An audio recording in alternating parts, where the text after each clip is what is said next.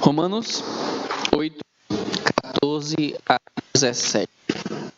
Esperar que todos encontrem.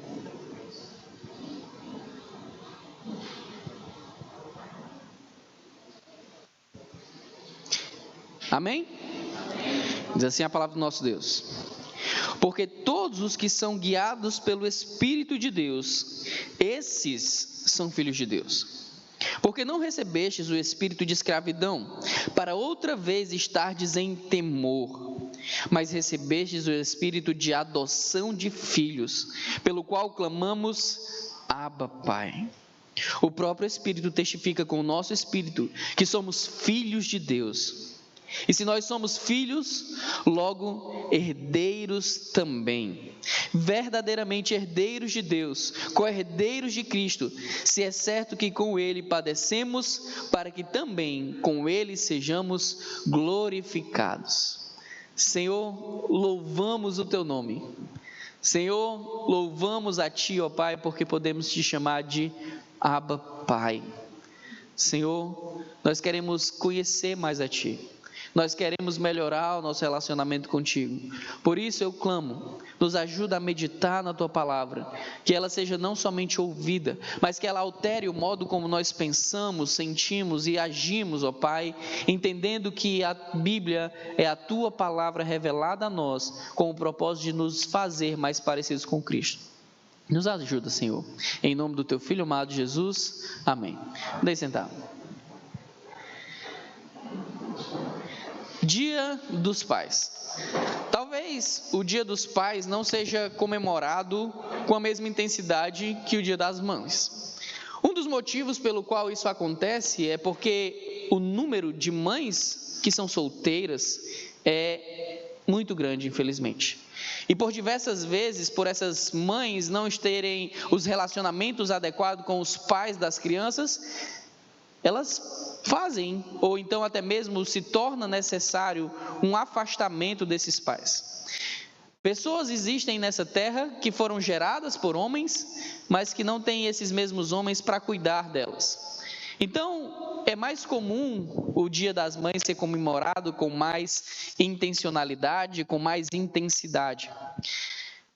Quando nós falamos sobre pai, até mesmo os descrentes hoje em dia têm feito pesquisas de como a ausência do pai tem gerado dano na sociedade, no modo como se estabelece os vínculos familiares, no modo como se estabelece uma sociedade que entende o que é hierarquia e condução de prioridades e prerrogativas adequadas nos relacionamentos interpessoais.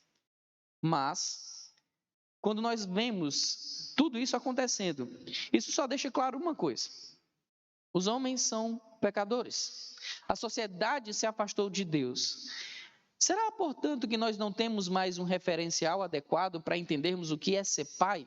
Será que nós devemos entregar a sociedade a um senso de desastre anunciado e que nunca mais haverá possibilidade de restauração? Será que esse deve ser o nosso pensamento? Ou será que nós devemos lutar a fim de seguirmos as Escrituras e mantermos vivo o padrão estabelecido por Deus nela?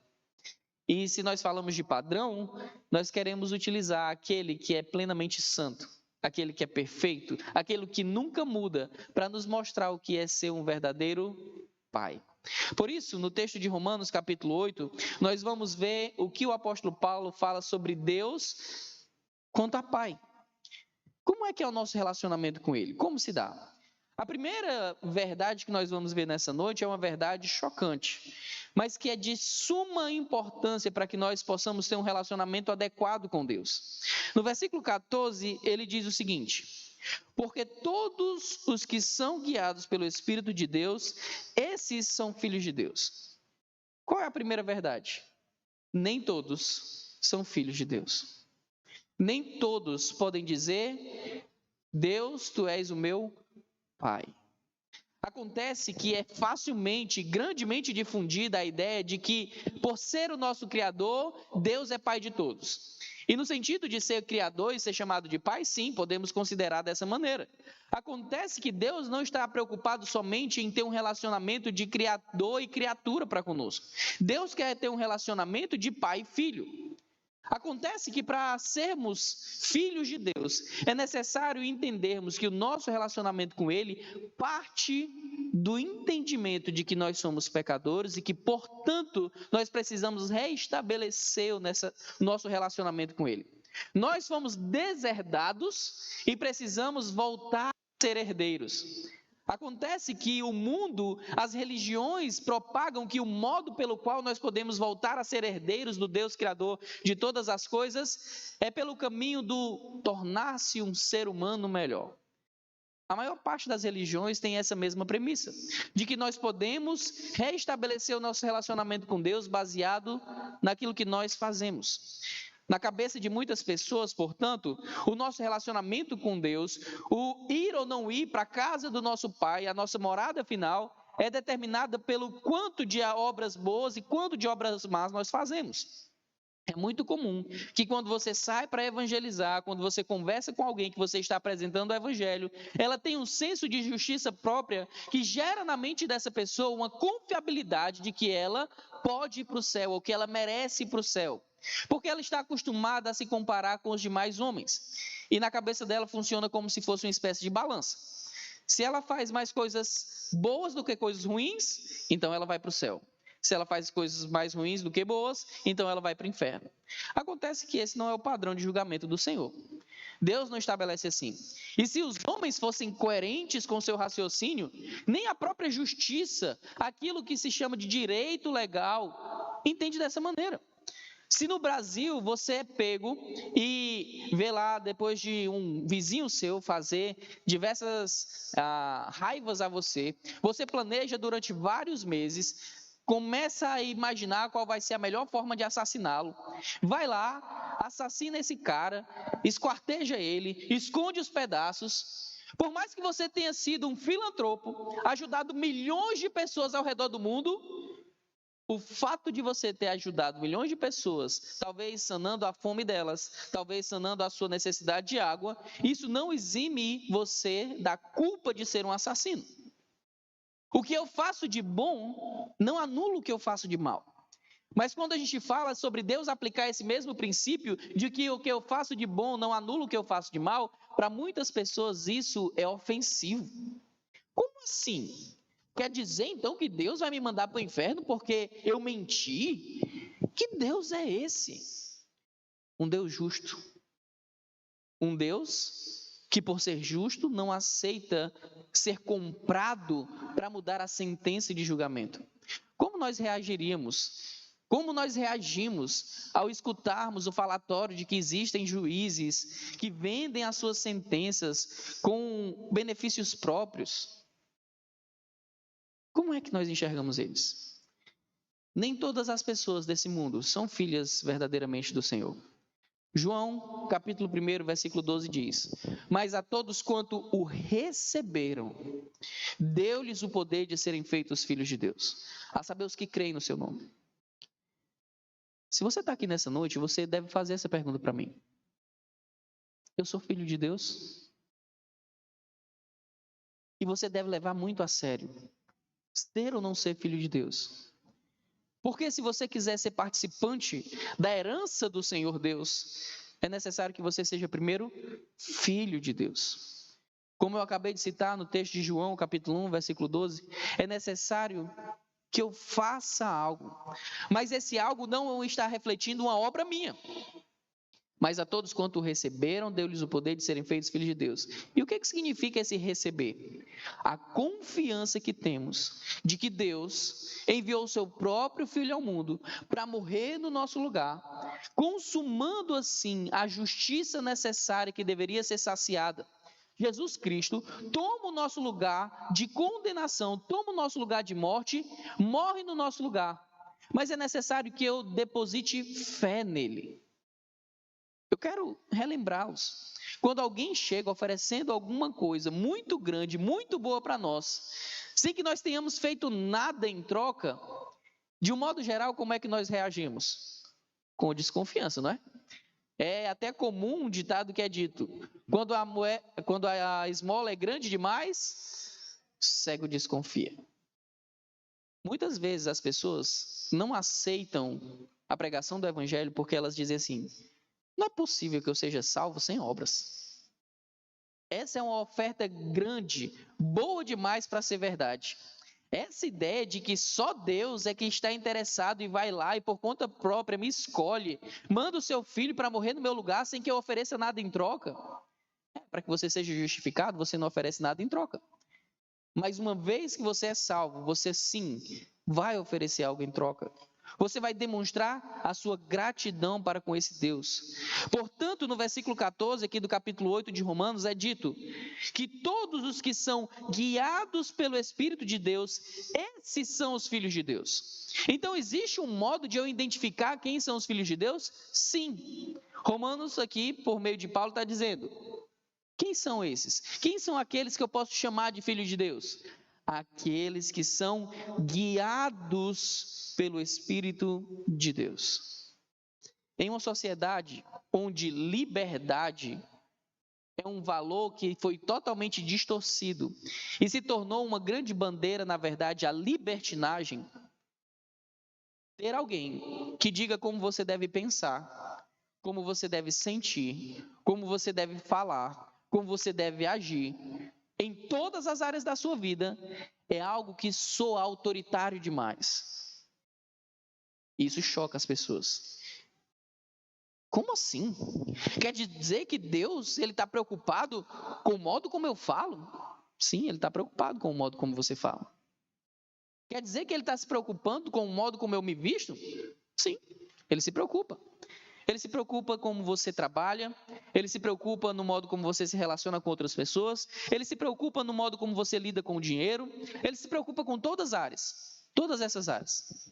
Mas existe uma diferença entre aqueles que querem fazer esses princípios de Deus serem vividos para ganhar salvação e aqueles que obedecem esses princípios por terem a salvação.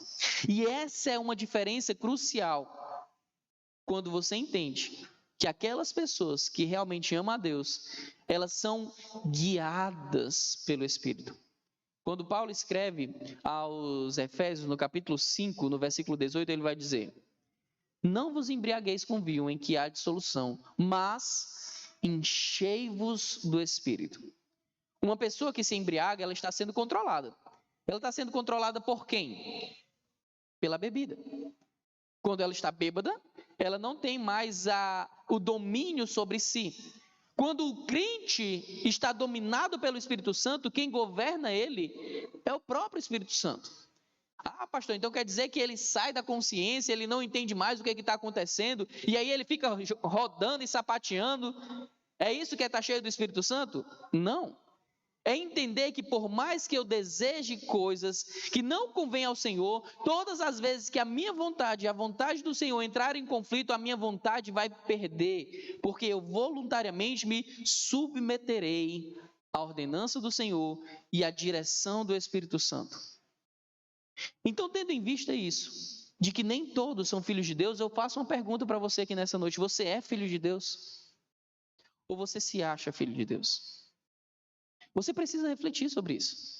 É necessário entender que não é porque você acredita que Deus existe, não é porque você acredita que Deus criou todas as coisas, não é porque você frequenta um culto religioso, a um culto evangélico, que você é filho de Deus. Não é por isso que você é um filho de Deus. É necessário compreender que você precisa entregar a sua vida nas mãos do Senhor Jesus Cristo e ser guiado pelo Espírito Santo, para que você entenda então e possa ter a segurança de que você é filho de Deus. Tome cuidado. Tome cuidado. As religiões do mundo inteiro, e até mesmo religiões que se dizem cristãs, cometem esse grande equívoco. Não é possível ser salvo pelas obras. Não é possível. Entenda isso. Porque pela graça sois salvos por meio da fé.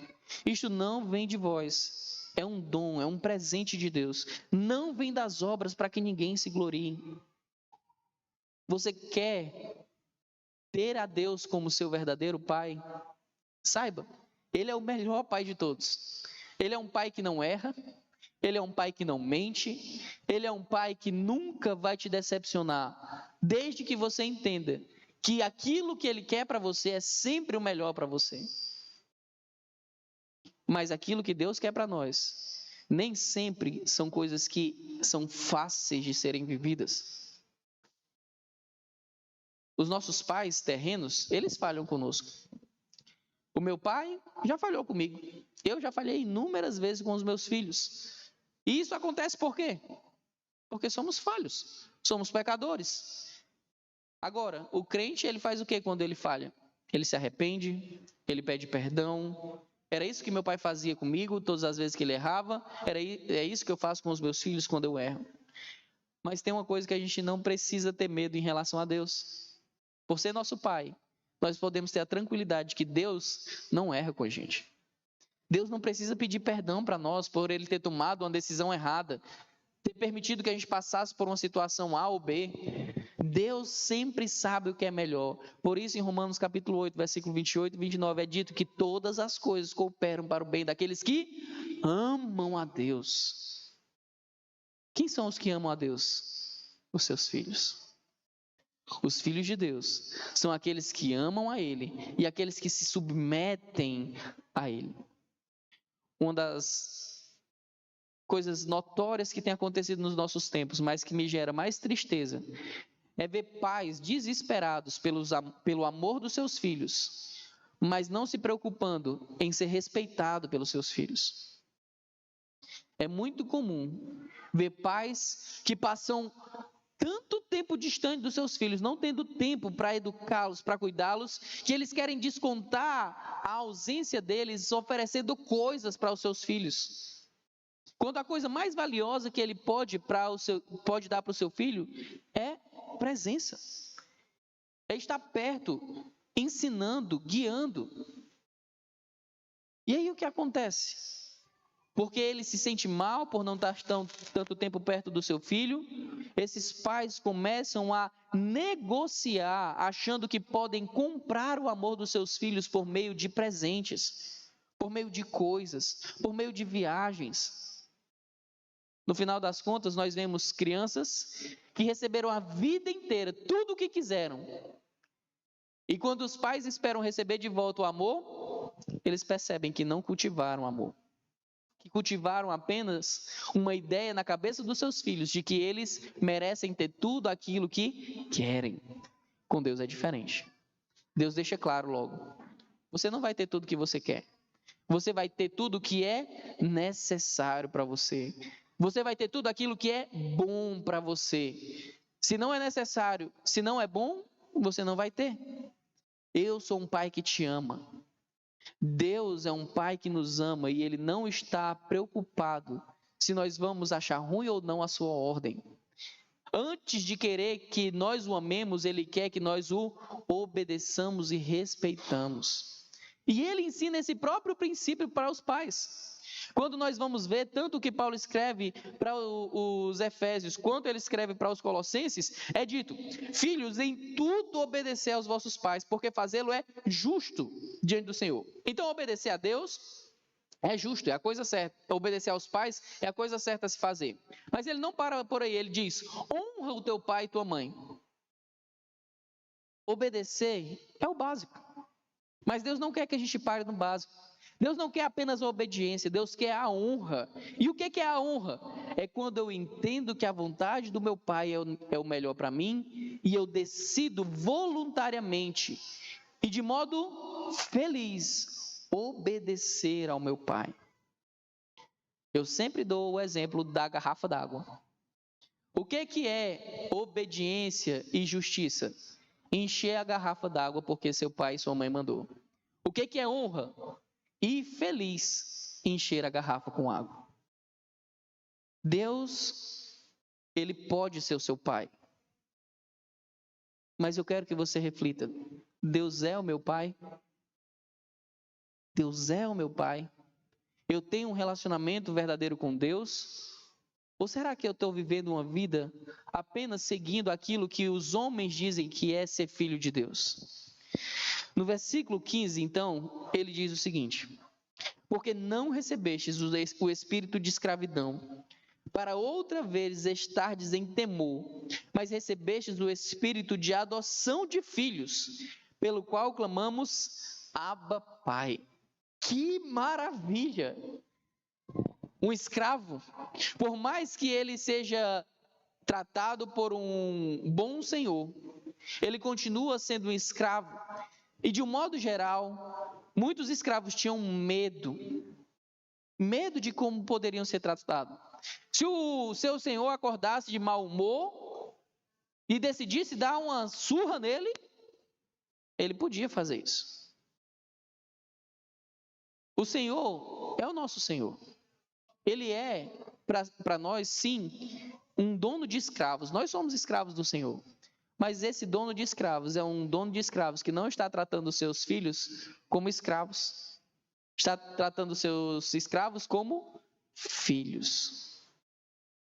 E aqui é dito, portanto, a diferença do modo como nós devemos enxergar o nosso relacionamento com Deus.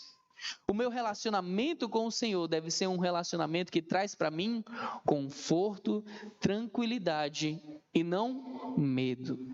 O verdadeiro amor lança fora o medo.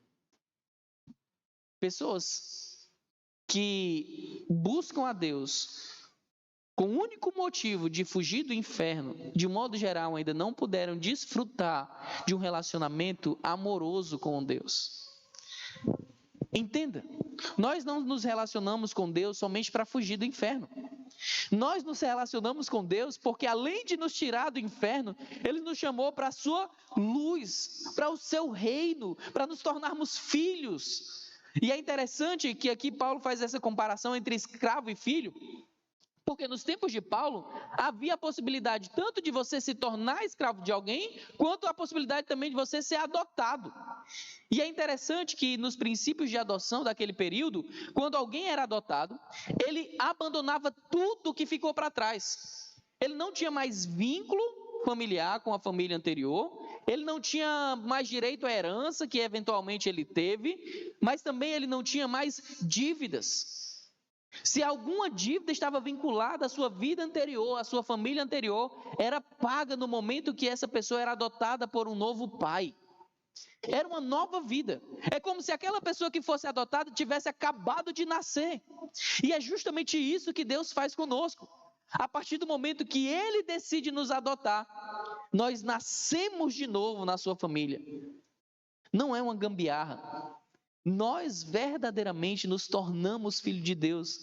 E por isso nós podemos dizer Abba. Abba é a expressão carinhosa que até hoje as pessoas ali no Oriente Próximo costumam falar para com seus pais. Eu gosto muito de refletir sobre o relacionamento da Laís com o Clébio e com a Luciana. Quando a Laís foi convertida pelo Senhor Jesus, ela entrou na igreja e ela muitas vezes se sentia deslocada, e a Luciana e o Clébio acolheram muito bem ela. E à medida do tempo que ela foi se relacionando com aquela família, foi natural que ela começasse a chamar o Clébio de pai e a Luciana de mãe. Ao ponto de esse verdadeiro relacionamento que surgiu ali, por voluntariedade da Luciana e do Clébio, de adotarem a Laís, de tratarem ela como filha, levassem ela a chamá-los de pais, mas levassem até mesmo as minhas crianças, os meus filhos, de chamá-los de avós. A Ágata, a Eloá, chegam para o Clébio e dizem, benção, vô. Pedem a benção para a Luciana de igual modo. Chamam o Pedro e a Isabela de tios. Mas se o Clébio e a Luciana não tivessem decidido acolher a Luciana, acolher a Laís, se eles não tivessem intencionalmente se colocado à disposição de acolhê-la, de tratá-la como filha, será que haveria uma disposição, uma tranquilidade de a Laís chamá-los de pais? Não. Você encontra qualquer pessoa na rua e por ela ser mais velha que você chama essa pessoa de pai? Não. Quem é que você chama de pai? Você chama de pai as pessoas com quem você tem intimidade. Segundo sinal. Talvez você chame Deus de pai sem Ele ser seu pai. Segundo. talvez você chame Deus de Pai sem ter intimidade com o Pai. Mas se você tem a Deus como Pai, se você realmente recebeu o Senhor Jesus Cristo, se você foi feito uma nova criatura, se você foi adotado por Ele, você não precisa ter medo de chamá-lo de Pai. Você não precisa ter medo de se relacionar com Ele. Você não precisa ter medo de ser abandonado. Você não precisa ter medo de ser enxotado.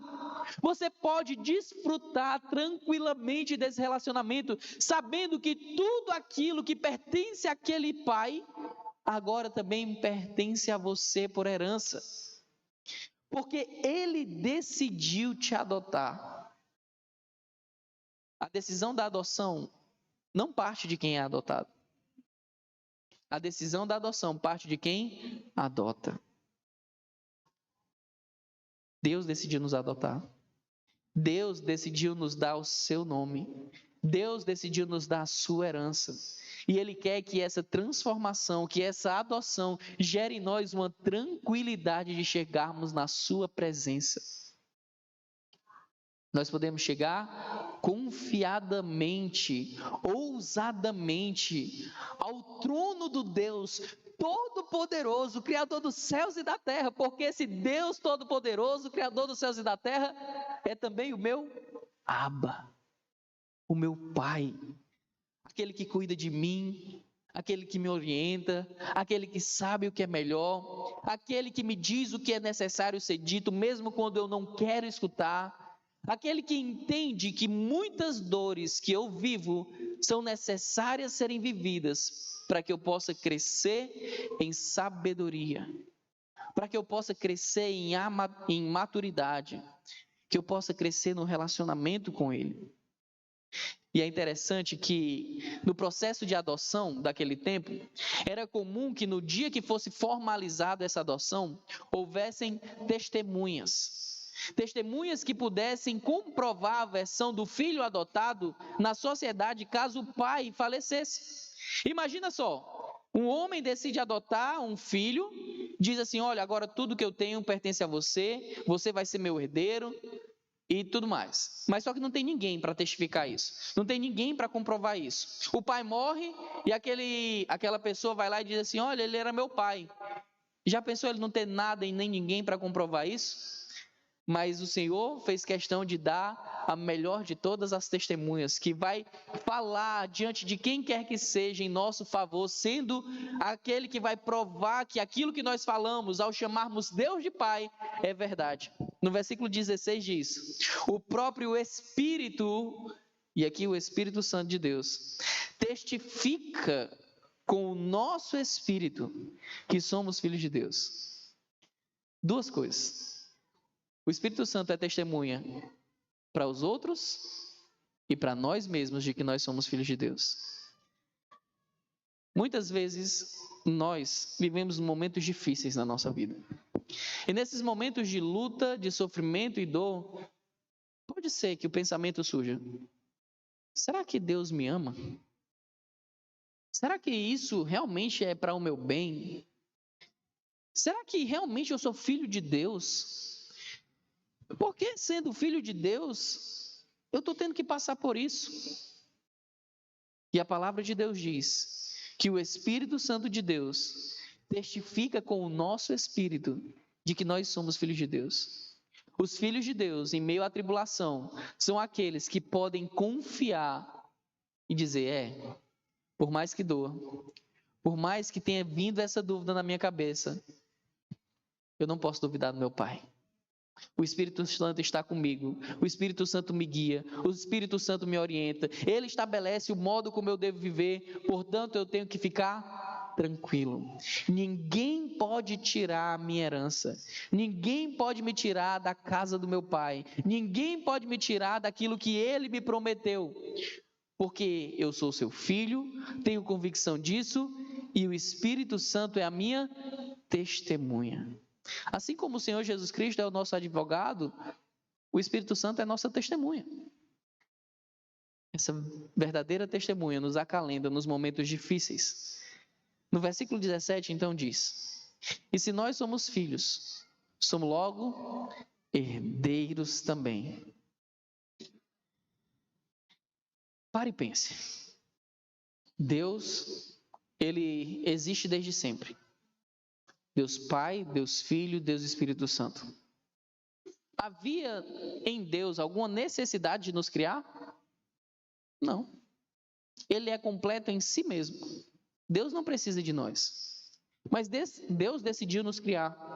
Deus decidiu criar o homem à sua imagem e semelhança. Deus coloca esse homem num reino terreno. Dá para ele esse reino para que ele pudesse governar sobre esse reino e pudesse assim, nesse reino terreno, representar quem Deus era. Esse reino era perfeito.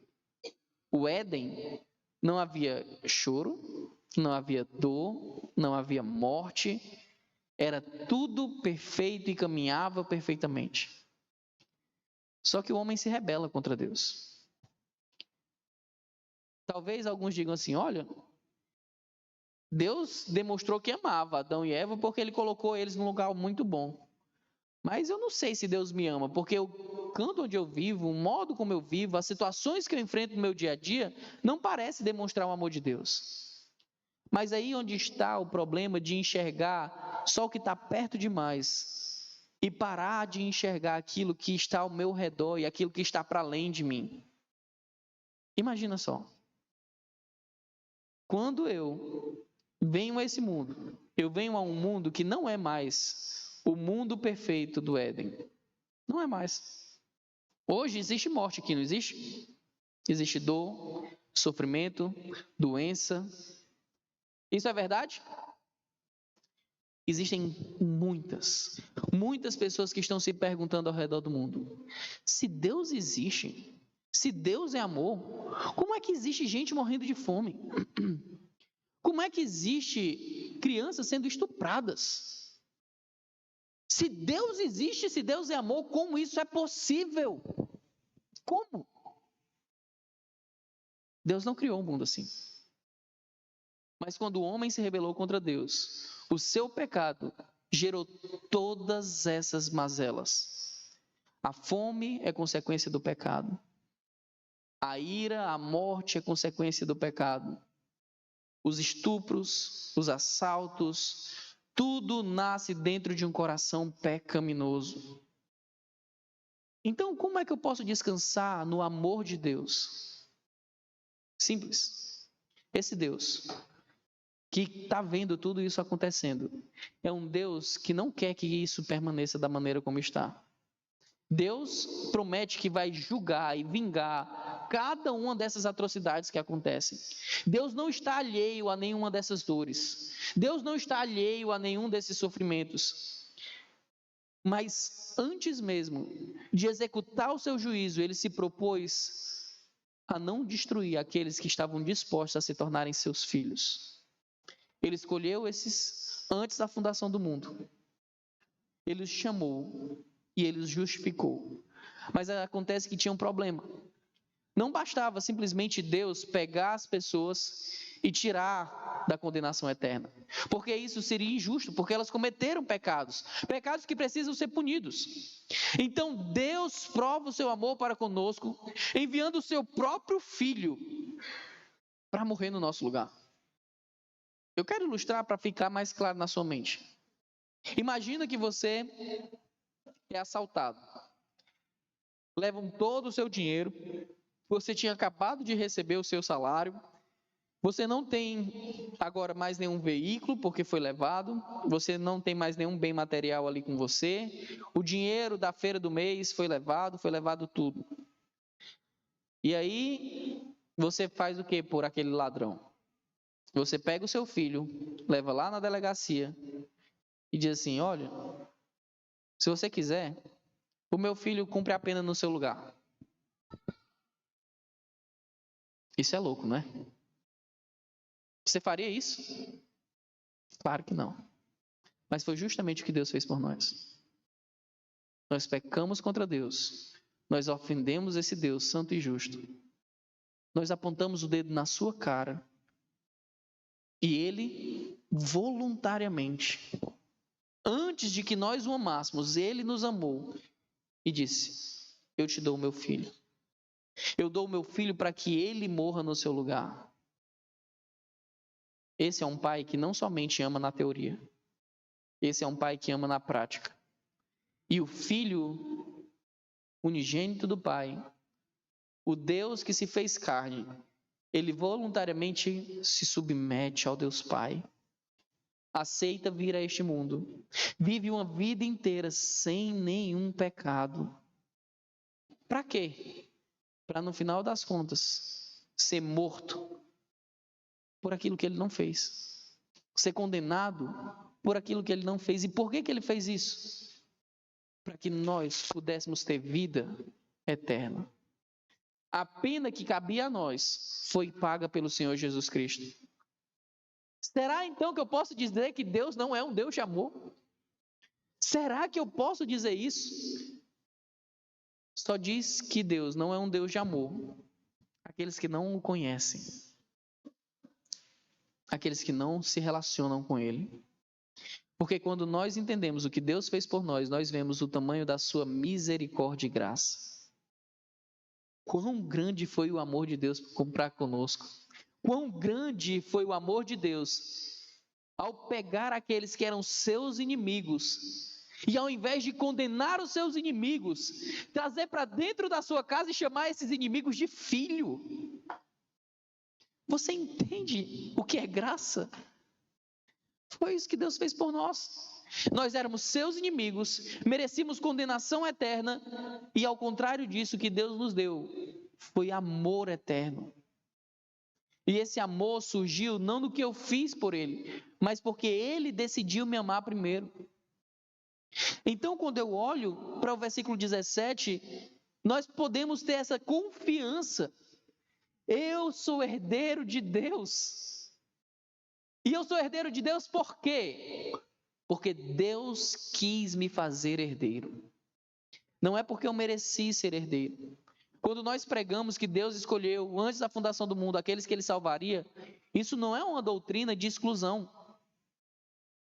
Nós não nos consideramos mais santos ou melhores do que outras pessoas e por isso Deus nos escolheu. O crente que entende o que a Bíblia fala tem a plena convicção de que ele é imerecedor como qualquer outra pessoa no redor do mundo. Nós não merecemos graça, nós não merecemos a misericórdia, mas Deus decidiu nos dar. E é por isso que nós aceitamos com o coração alegre sermos herdeiros do Senhor. Verdadeiramente, herdeiros de Deus, co-herdeiros de Cristo. Se é certo que com Ele padecemos, para que também com Ele sejamos glorificados. Irmãos, assim como o Filho de Deus padeceu nessa terra, assim como Ele sofreu nessa terra, é natural que nós também venhamos a sofrer. Existe uma teologia muito satânica que estabelece que os filhos de Deus não podem sofrer, que os filhos de Deus não podem passar por provações ou tribulações. Mas se o Filho unigênito de Deus, o Deus que se encarnou, passou, quem somos nós para não passarmos? Acontece que, assim como o Senhor Jesus foi glorificado, é certo também que nós, que fomos feitos filhos por adoção, também seremos glorificados e desfrutaremos da herança do nosso Pai.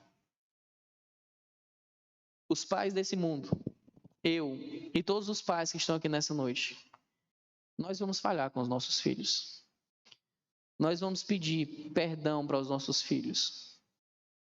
Nós vamos cometer equívocos com os nossos filhos.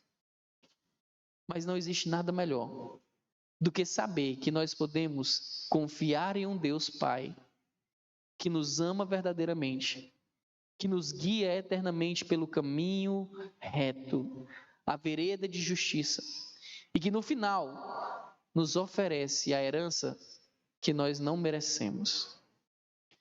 Nessa noite eu quero convidar você que escutou o Evangelho do Senhor Jesus Cristo, você que entendeu que é pecador, você que entendeu que merece ir para o inferno, eu quero chamar você ao arrependimento. Arrependa-se. Entregue a sua vida ao Senhor Jesus. É Ele quem pode te fazer filho. Prostre-se aos seus pés e clame: perdão, Senhor. Misericórdia. Eu compreendo que não mereço, mas eu clamo a Ti: salva-me. Sê propício a mim, pecador.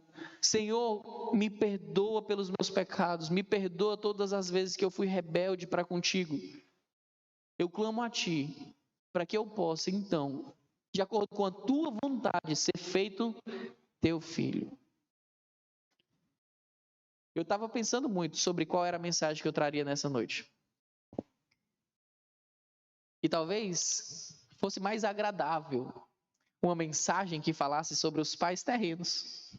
Uma mensagem que nós pudéssemos festejar esse dia e celebrarmos a vida de cada um dos pais que está aqui. Mas eu fiquei pensando, do que adiantaria celebrar a vida dos pais terrenos se a vida deles se resumisse somente temporariamente a essa terra? E após essa terra, eles vivessem em profunda tristeza, dor e sofrimento por estarem longe do verdadeiro Pai de amor. E é por isso que eu trouxe essa mensagem hoje. O meu desejo é para todos vocês que estão aqui, que se dobrem, se entreguem a Cristo. Se você já fez isso, se você é um filho de Deus, se você é guiado pelo seu Santo Espírito, eu quero que você ousadamente, confiança seja um nome comum a você, e que você desfrute da presença do Senhor sem ter medo. Que você chame Deus de Abba. Que você chame Deus de Pai. Que você chegue da sua presença e, assim como os meus filhos fazem comigo, corra para os seus braços e diga: Pai, eu te encontro, eu te vejo, eu amo ao Senhor. Esse é o relacionamento que o Senhor escolheu nos dar. Não tenha medo do Senhor. Desfrute da sua presença. Nos dias difíceis, chore aos seus pés. Nos dias difíceis, seja consolado por Ele. Nos dias que você tiver a oportunidade, sente aos seus pés, ouça dEle, aprenda qual é a sua vontade, obedeça e honre a Deus. Porque a herança já nos é garantida pelo Espírito Santo, que é a nossa testemunha. E como Paulo também vai ensinar, é o nosso penhor, é a nossa garantia. Uma vez filhos de Deus, seremos sempre filhos de Deus. Ninguém vai tirar de nós esse título, porque Deus é quem prometeu que nos cuidaria por toda a eternidade. Esse é o meu desejo para você. Os nossos pais aqui se vão, e dói quando eles se vão, machuca. Mas o nosso Pai, que importa em última análise, Ele jamais irá. Ele sempre estará conosco. E não existe nada melhor para um filho crente do que saber que o seu pai nessa terra também é. Porque um dia ele sabe que ele se encontrará com seus dois pais. Eu tenho essa plena convicção. Eu vou encontrar com meu pai terreno na glória, mas eu vou encontrar com aquele que não é só meu pai, com aquele que é pai do meu pai e que é pai de todos aqueles que o amam. O Deus Santo, poderoso, Criador dos céus e da terra, que Deus decidiu nos amar, que decidiu nos salvar, para que nós pudéssemos ser seus filhos e co-herdeiros com Jesus Cristo, mesmo sendo imerecedores da sua bondade e graça. Não existe nenhum canto melhor do que aos pés daquele que nos fez seus filhos. Amém? Senhor, eu posso tranquilamente, com alegria, te chamar de Pai. Eu posso dizer: Abba. Eu amo a Ti, Senhor. E eu sei que esse amor não procede de mim. Eu sei que esse amor nasce em Ti. Foi o Senhor que me escolheu antes da fundação do mundo. E eu sei, ó Pai, que o Senhor tem os seus escolhidos. Por isso, trabalha no coração de cada uma das pessoas que está aqui nessa noite. Que cada uma dessas pessoas que estão aqui sejam verdadeiramente teus filhos.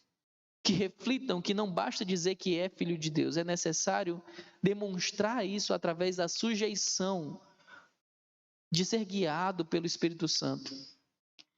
Que nós tenhamos uma tranquilidade real de estarmos na tua presença. Que não sejamos pessoas amedrontadas na tua presença, mas sim pessoas que têm tranquilidade de correr para os teus braços, de te chamar de Pai e usufruir do teu amor, Senhor. Muito obrigado, porque o Senhor é um Deus que nos ama. Muito obrigado, porque o Senhor é um Deus que nos dá sempre o que é melhor para nós. Mesmo quando nós não entendemos o que é melhor para nós. Nós temos a tranquilidade de entendermos que todas as coisas cooperam para o nosso bem. Foi o Senhor que nos escolheu. E a consequência de o Senhor ter nos escolhido e nos amado é que hoje nós podemos te amar de volta. Por isso, salva os teus eleitos, Pai, para a honra e glória do teu nome. Em nome de Jesus. Amém. Eu esqueci o script ali. Quem é o Calel?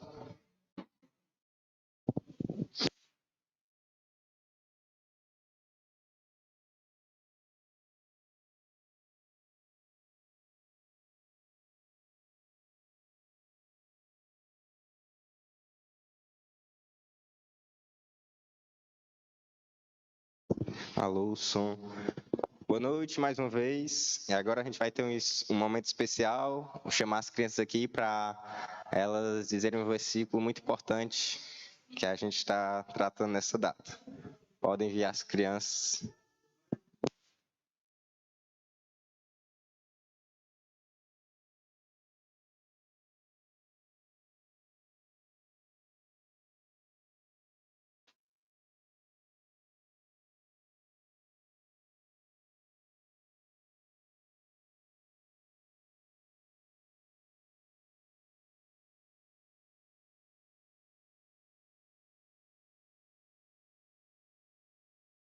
Que fala sobre honrar o seu pai. Todo mundo? Como é? Filhos, em tudo, obedecei a vossos pais no Senhor, pois isto é justo. Honra teu pai e tua mãe, para que te vá bem e seja de longa vida teus dias sobre a terra. Efésios 6, 1, 2 e 3. Muito bem.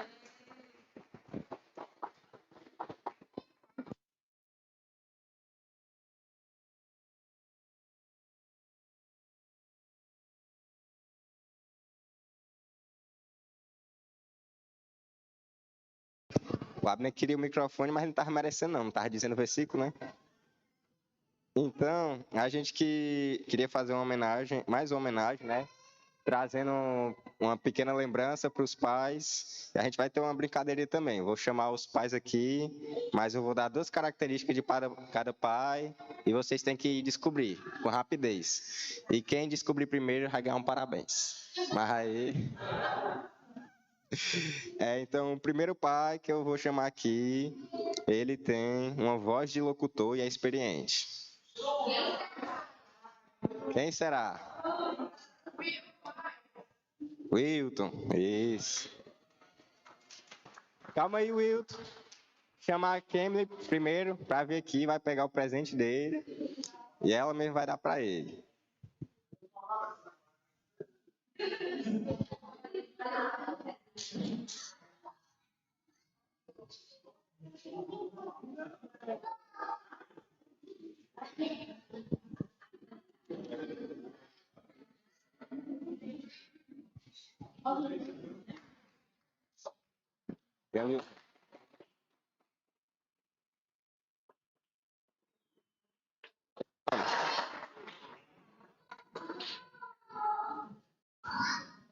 Tira a foto ali, ó.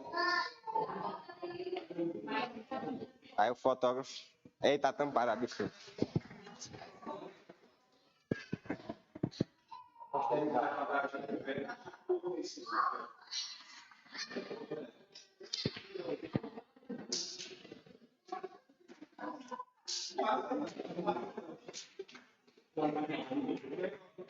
Na sequência, Uhum. colocar na sequência aqui. Sim. Agora o próximo pai, vocês têm que descobrir logo, viu? Ele é um pai que é alto e calmo. Jonas. Vem, Thierry, vem, Ashley. Ei, vem, Ashley.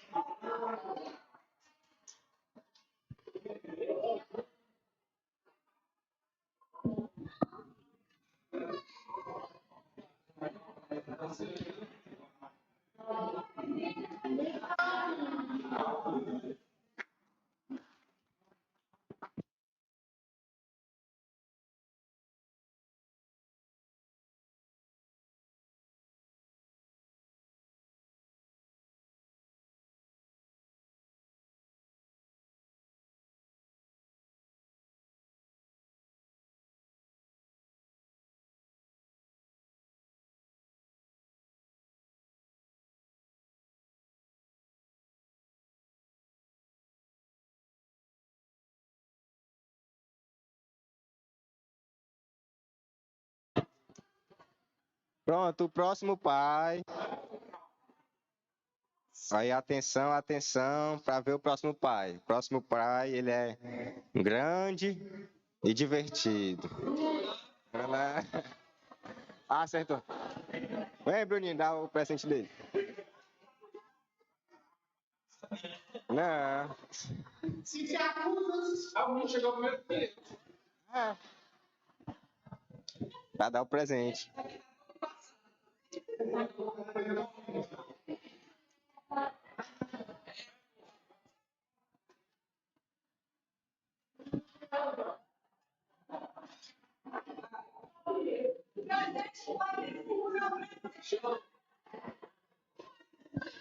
É o Bruno Neto, que é pai do filho, né?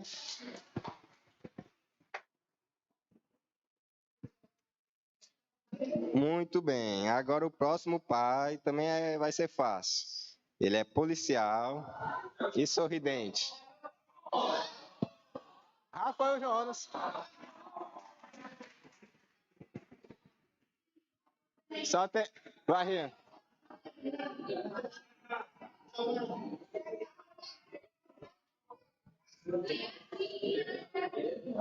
Tem outro. Ei, Bruno.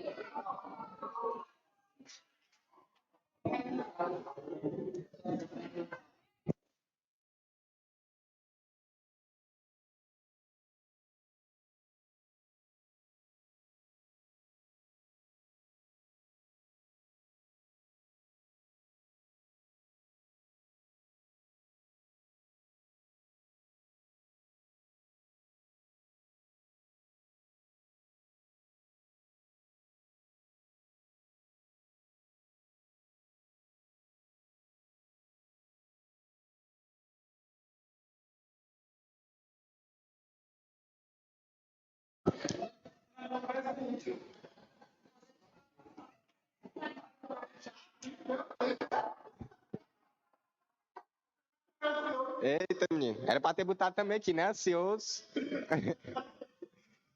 Pronto, vamos pro próximo pai. E as duas características dele são quieto e torcedor do Ceará.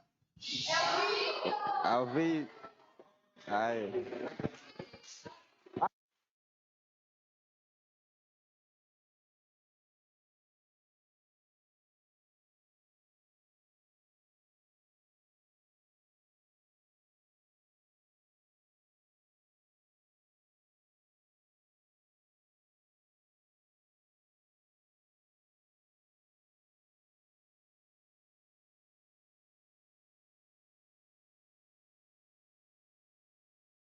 Agora o próximo também é bem facinho, viu? Ó, ele é calado e parece o profeta Judas, Fujão.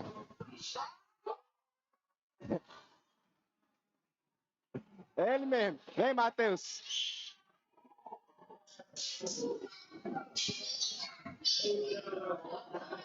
Essa aí foi fácil, né, irmã Adriana?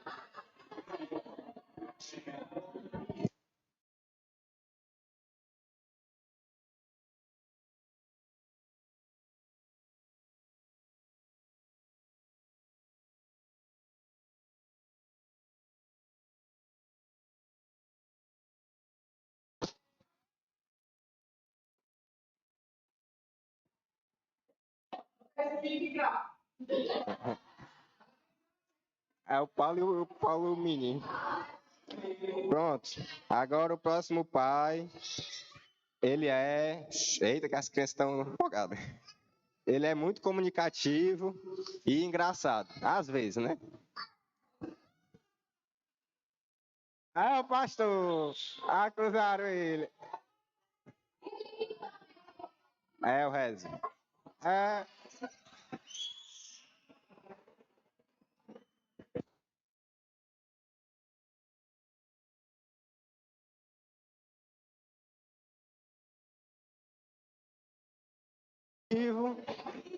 Muito comunicativo. E engraçado, às vezes, né?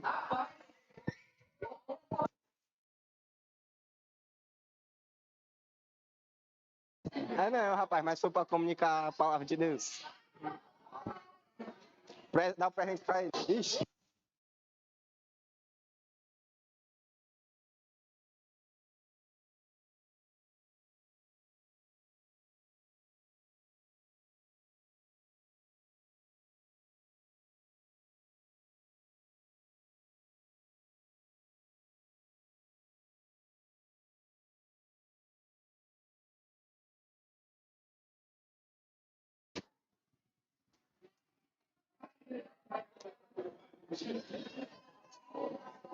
Pronto, pronto. Agora o próximo pai.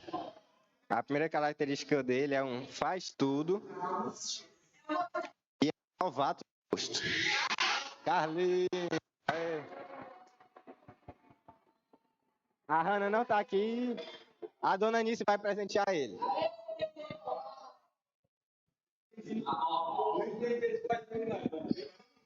Aham.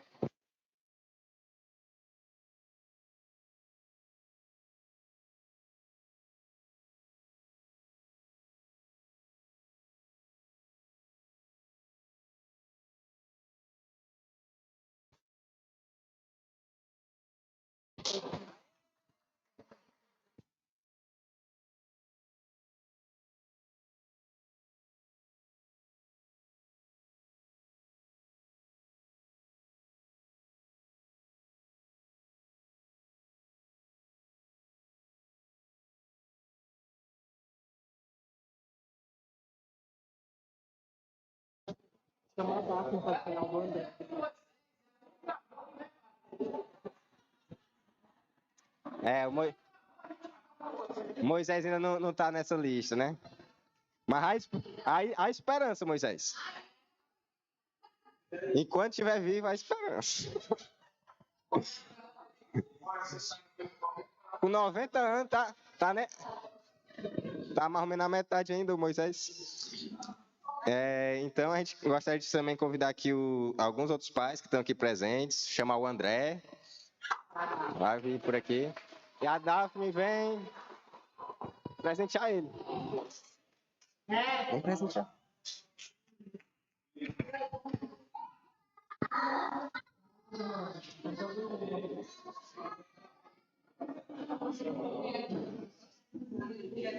Mas tira a foto representando.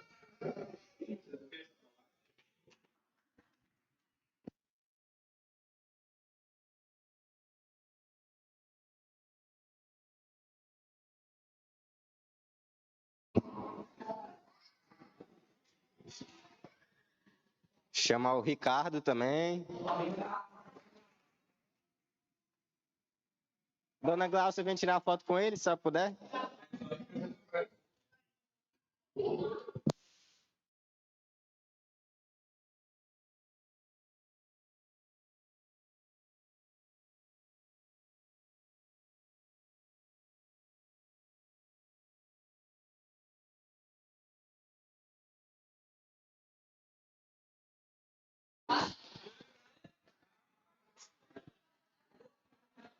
Chamar também o Lucas aqui. Aí ele vem presentear ele.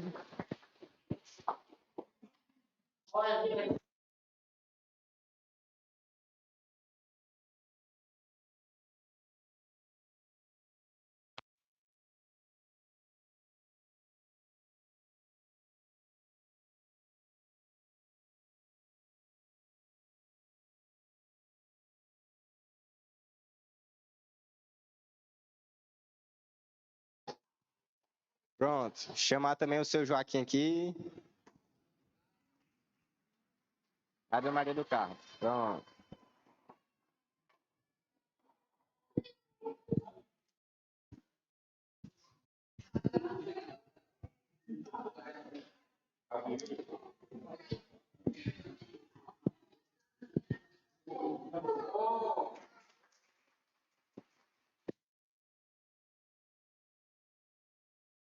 Gostaria de chamar novamente também a irmã Nícia aqui para fazer uma oração por esses pais. É a senhora mesmo. Melhor todos os pais.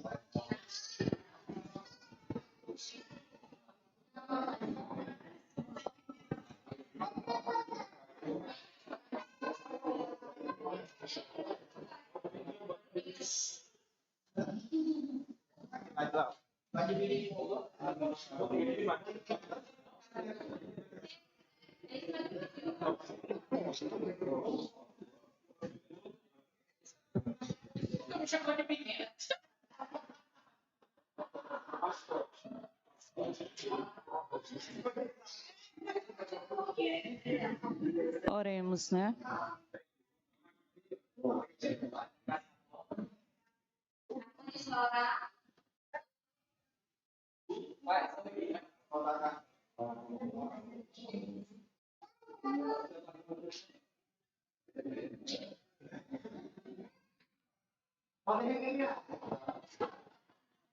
Oremos.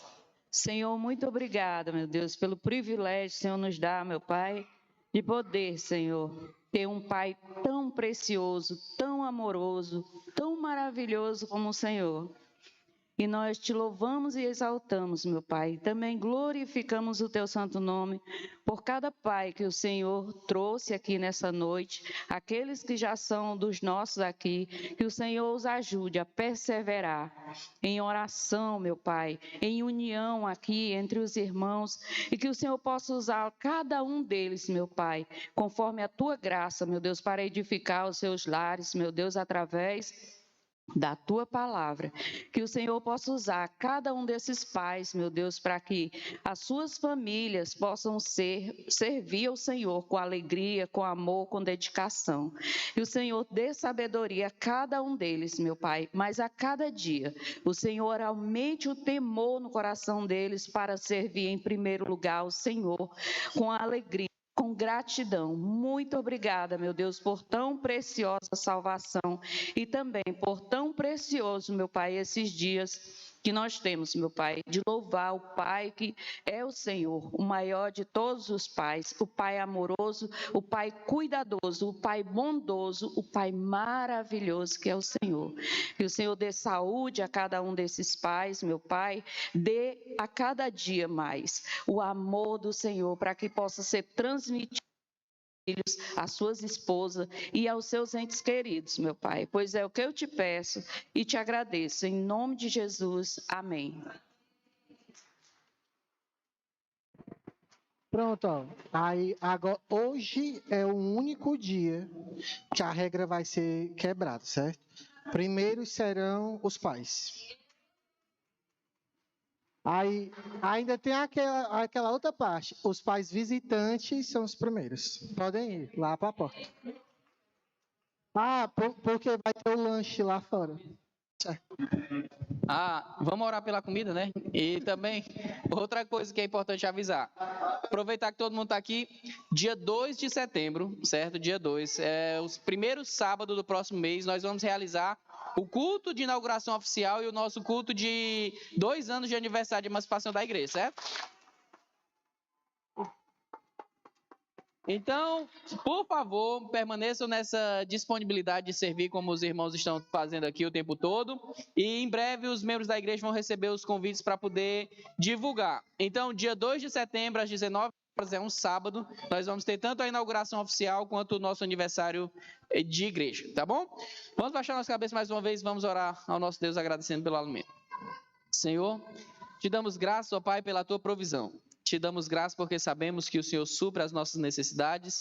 O Senhor sabe bem, ó Pai, aquilo que nós necessitamos. Obrigado por esse alimento que será servido.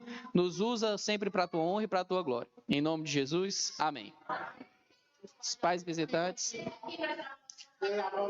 Os pais visitantes.